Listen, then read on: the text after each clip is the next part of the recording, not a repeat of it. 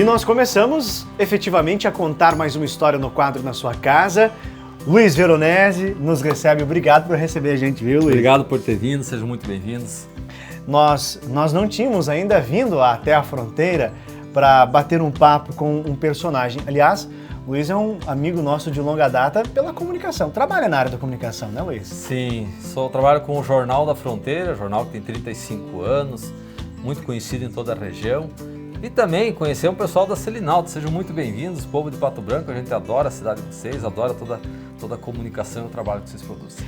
Hoje, como é que está o trabalho, Luiz? A família, todo mundo pertinho, né? Você contando que veio morar perto dos pais, inclusive, agora, Sim. né? Assim, ó, a fase do trabalho ela está muito boa. A gente tem a empresa amplamente conhecida, tem uma credibilidade muito sólida e a família perto. Sabe que todo mundo tem uma fase que tu sai, se distancia um pouco, depois tu procura se aproximar das suas origens, né? Então eu moro hoje perto dos meus pais, eu tinha uma casa em outro lugar, vendi, construí aqui em frente aos meus pais, aqui na frente, e a gente conversa seguido, né?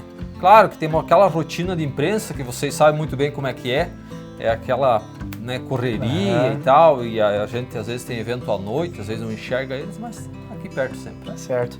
Inclusive, o Luiz vai mostrar no programa pra gente hoje uma biblioteca, mas também raridades. Mas antes da gente falar dessas raridades, Luiz, de onde vem essa paixão pela leitura?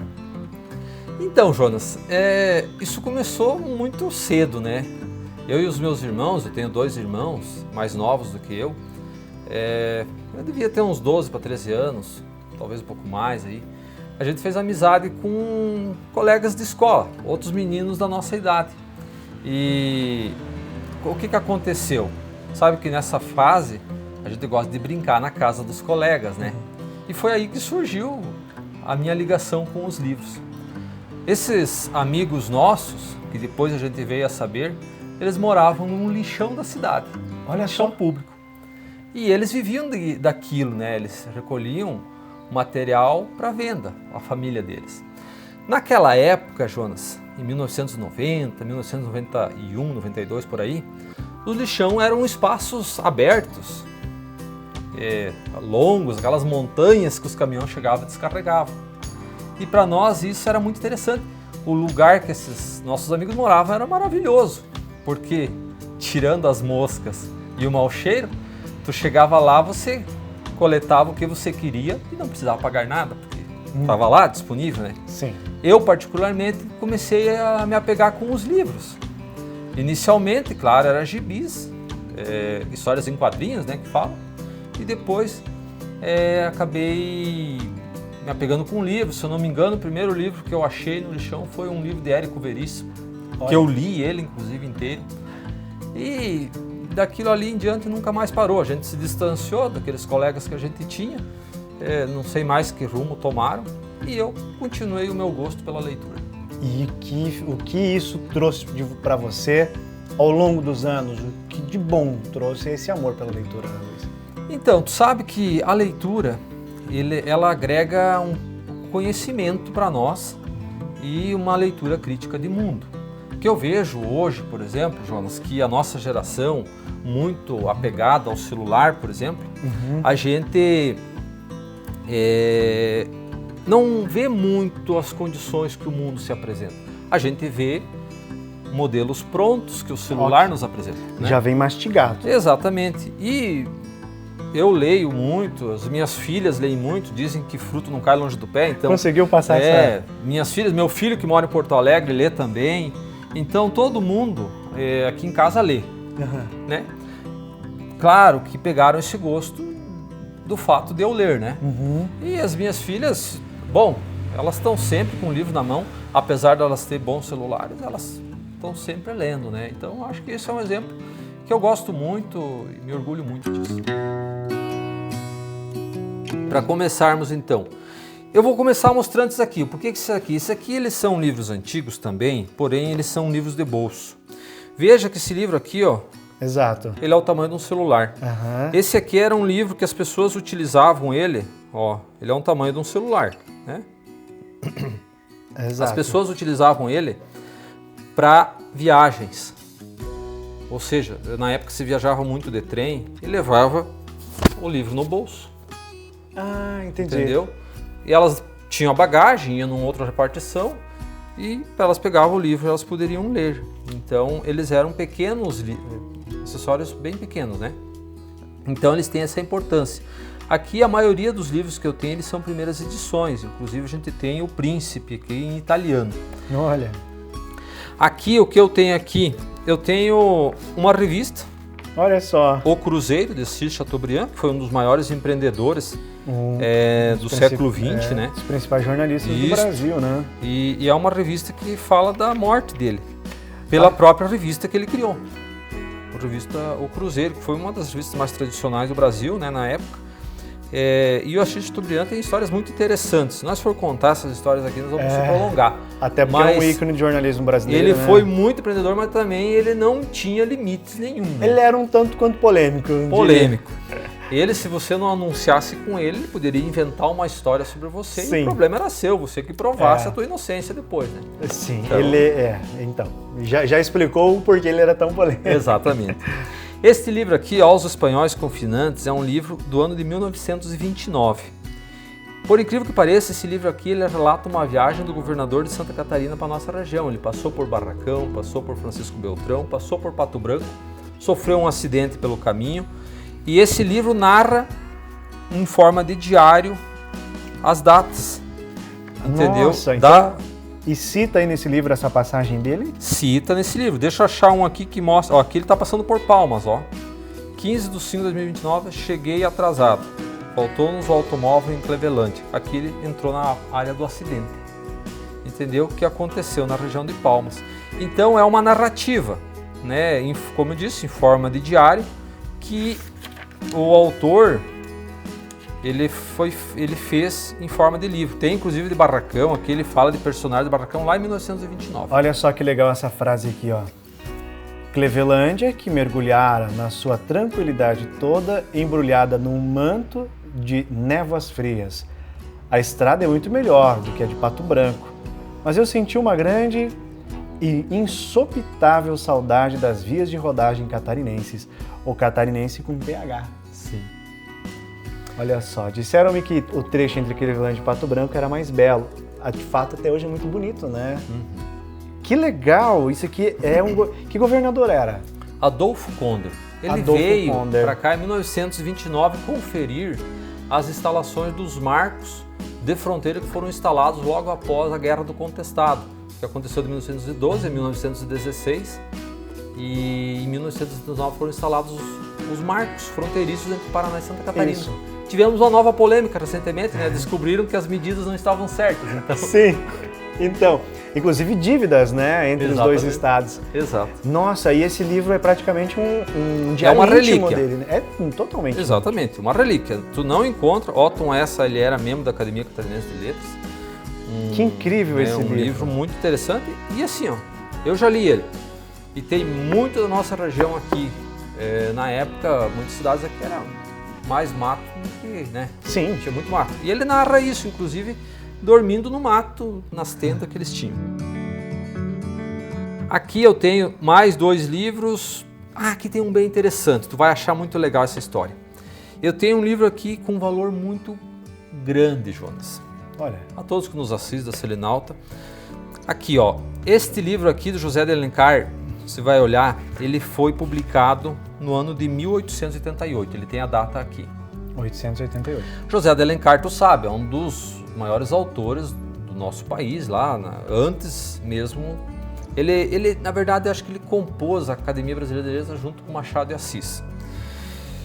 Primeira edição do livro Ao Correr da Pena.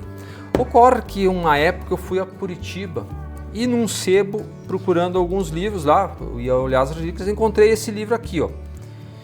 E perguntei para o Oliveira se ele conhecia, o livro se chama Senhora, publicado por uma figura chamada GM em 1875. Na época o livreiro não sabia me responder, eu comprei esse livro por R$10. Quando, passado algum tempo, eu fui pesquisar, passado alguns anos, na verdade, fui pesquisar, descobri que GM era José de Alencar, escrevendo com pseudônimo. Olha aí. E esse livro, Isso era na verdade... comum, uma grande época da história, era comum. Era comum, porque eles eram advogados, eles, antes de se inserir no mundo literário, eles queriam ter certeza que eles seriam aceitos pela crítica, né? É isso. Então eles escreviam com um pseudônimo. Na verdade, esse livro que eu paguei R$10, ele deve valer hoje uns R$30 mil, porque é um livro, primeira edição, que tu não encontra um exemplar igual a este em lugar nenhum, porque é um livro raro, extremamente raro, publicado por José de Alencar antes mesmo dele se assumir autor de fato. Nossa, então esta relíquia, investimento de R$10, Pois é. virou 30 mil. Uma história até engraçada, né? Muito. Quando a gente conta, até pensei se ia contar, porque parece uma mentira, Sim. mas na verdade quem entende de relíquias, vai saber. Antigos, vai saber.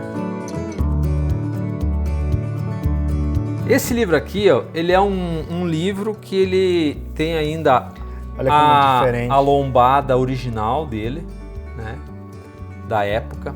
Esse aqui foi foram livros, eles eram obrigatórios quem entrasse na vida religiosa a ler estes livros. Eles eram um guia eclesiástico. Esses aqui são 2 volumes publicados no ano de 1785. Meu Deus. Né? 1500, 600, 785. História eclesiástica. História eclesiástica. Os livros antigos, assim, eles têm uma característica bem interessante. Eles são obras de arte, né? Ele não está em português, né? Ele está em francês. Francês. Francês antigo, né? Esse aqui. Ele está em francês antigo porque, na época, o maior editor, ele era francês. Na verdade, tinha muito poucos editores, né? Nos anos 1600, 1700. Sim. Mas esse aqui está em francês. Esse aqui, ó, Jonas, para vocês que nos assistem, é um livro que eu tenho um carinho muito grande. Também lombada original. Porém, essa aqui, gente, ele tem capa de couro, ó. E ela é uma Bíblia. É uma Bíblia. Isso, uma Bíblia. Ela é uma Bíblia do ano de 1777. 1777. Aqui ela está em números romanos, né? 1777. Ela está assinada, autorizada pelo Papa Clemente VIII sobre a autorização do rei. Sobre a autorização do rei. Estou procurando o nome aqui, mas não... Enfim, eu tenho essa informação e o que acontece? Você já viu o livro Os 48 Leis do Poder? Sim. Me faz muito lembrar as escritas sim, laterais. Né? Olha só, ele tem escritas laterais e um fator interessante. Nas 48 Leis do Poder ele conta a lei, a história e do ladinho ele faz uma referência. Ele faz uma referência, igual a esse livro, ó. Ele tem as referências. E esse livro aqui, ele está em latim, essa Bíblia completa está em latim, com termos em hebraico e aramaico. Então, é um livro extremamente raro. Esse texto bíblico aqui, ele não perdurou. O texto atual da Bíblia não é exatamente igual a este, ele tem mudanças. A Bíblia sofreu mudanças, se eu não me engano, em 1900... Se eu não me engano, Jonas, em 1970 o texto da Bíblia sofreu mudanças. E antes dessas mudanças, em 1970, ele teve mais uma mudança. Possivelmente adaptações linguísticas, né? Exato. Ele teve alterações linguísticas e até algumas descrições para ficar mais dentro de um contexto atualizado, né? Então, mas essa aqui, ó, é um dos livros que eu mais adoro, porque o que acontece? É uma Bíblia completa em latim, autorizado pela igreja, também com autorização do rei, que eu não consigo agora achar o nome dele aqui, né? Mas enfim. Nessa época, na Exatamente. França seria o Luís V, talvez. Agora... Não, esse aqui não é francês. Esse aqui era francês. francês. Se for, na mesma época se fosse na França, mas aqui esse é outro. Esse aqui é outro, provavelmente era italiano, né? E você conseguiu onde esse? Esse aqui, bem como esses três aqui, Na verdade, esses 4 aqui, eu não tenho mais lembrança, mas me parece que eu consegui em São Paulo, numa visita que eu fiz a um antiquário em São Paulo. Então eu comprei, não todos no mesmo tempo. Mas o que me fascinava? Porque São Paulo era o centro dessa área. Lá existiu, inclusive, o maior bibliófilo do Brasil, que foi o... É um centro cultural. Centro cultural. O fundador da Metal Leve, me fugiu o nome dele agora, ele juntou 30 mil itens antigos. Antes da sua morte, ele doou para a USP, né? A Universidade de São Paulo. Vamos a esse aqui. Esse aqui... Para mim, esse é o mais diferente de todos. Está se desmontando. Até pela amarração dele é diferente. Pela amarração dele. Esse aqui ele está se desmontando. Dá para saber por essa escrita ali em cima o que é? Não. Infelizmente, minha cultura não chegou a esse ponto. Ali é o São Tomás. São Tomás. Isso, São Tomás de Aquino. Esse livro aqui, ele é uma versão da Suma Sacrossanta Teologia de São Tomás de Aquino.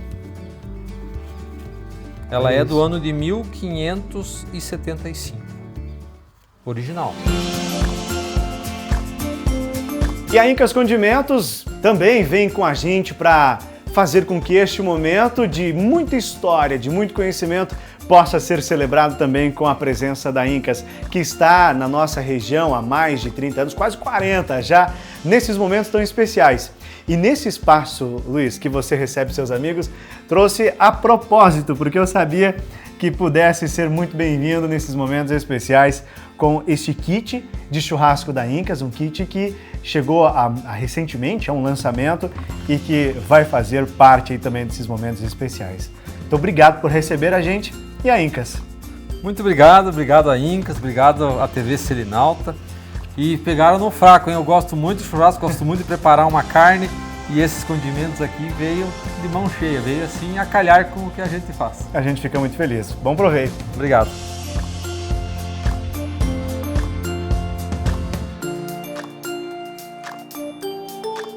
Essa biblioteca, quando eu construí minha casa com material que sobrou da construção, poucas coisas eu comprei, como por exemplo esse suporte aqui, então, e os livros, né? Então a ideia foi pensada para ser simples e de certa forma organizado. O que tem aqui são apenas livros que eu gosto, tem uma ampla coleção de literatura, temos também livros de autoajuda e filosofia, né? Então são livros dos mais variados que tem aqui. E para o dia a dia, né? E para o dia a dia. Tem muitas biografias, né? Eu gosto muito de ler biografias. Então é uma livraria, uma bibliotecazinha simples, né?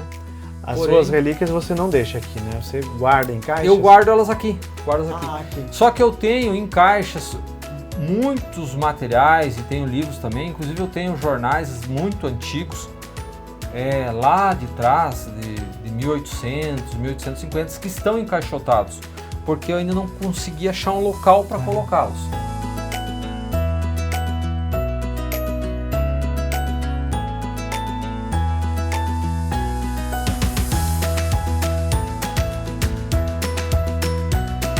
Veronese, obrigado por receber a gente. Gostaria que você deixasse a sua mensagem para a nossa audiência, que possa ver nos livros certamente um caminho bom a ser trilhado. Né?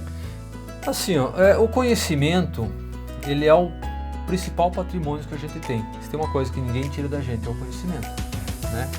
E o conhecimento que você formula ele é melhor ainda do que o conhecimento que você recebe pronto. Obviamente, nós estamos num mundo desenvolvido, você não precisa trilhar o caminho que lá no passado as pessoas trilharam, então você pode pegar atalhos. Porém, é preciso que a gente pense por nós mesmos, entendeu? Para que assim, pensando por nós mesmos, a gente não seja marionete, né?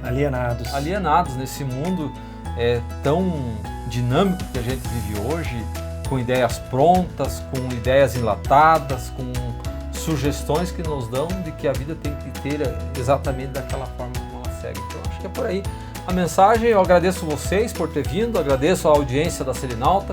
Para mim é um prazer enorme poder falar, é a primeira vez que eu falo sobre os meus livros, biblioteca, enfim, que eu tenho aqui. Obrigado por ser a gente, Veronese. Obrigado, que Deus abençoe. Luiz Veronese, compartilhando com a gente essas relíquias e um pouquinho do seu vasto conhecimento que os livros lhe dão durante toda a sua vida. O quadro Na Sua Casa volta na semana que vem com mais histórias. Aquele abraço, um bom final de semana. Com imagens de Marcos Souza, nós desejamos para você um maravilhoso sábado e a gente se vê segunda-feira no Repórter Cidadão. Obrigado, Luiz. Fechou? Mas que alegria, viu? É isso aí.